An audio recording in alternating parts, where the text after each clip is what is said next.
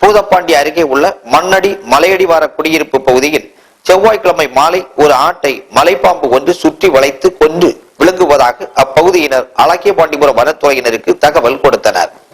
அதைத் தொடர்ந்து வனச்சரகர் சுப்பிரமணியம், வனவர் ராமலிங்கம் மற்றும் ஊழியர்கள் சம்பவ இடத்திற்கு விரைந்து சென்று பார்த்தனர். அப்போது அந்த மலைப்பாம்பு சுமார் 15 கிலோ எடையுள்ள ஆட்டை விழுங்கியபடி கிடந்ததை கண்டனர். அந்த ஆட்டின் கொம்பு பாம்பின் வயிற்றில் சிக்கி உள்ளே செல்லாததால் பாம்பு திணறியபடி நகர முடியாமல் கிடந்தது. அந்த ராட்சத பாம்பு 26 அடி நீளமும் 45 கிலோ எடையுடனும் காணப்பட்டது. உடனே பொதுமக்கள் உதவியுடன் வனத்துறையினர் அந்த மலைப்பாம்பை தூக்கிய போது அது விழுங்கிய ஆட்டை கக்கிவிட்டது. இதன் பின்னர் அந்த மலைப்பாம்பை வனத்துறையினர் மீட்டு மாராமலையில் அடர்ந்த காட்டு பகுதியில் விட்டனர். இந்த பாம்பு 18 நாட்களுக்கு முன்பு இதே பகுதியில் 7 கிலோ எடையுள்ள ஒரு ஆட்டிக்குட்டியை விழுங்கியது.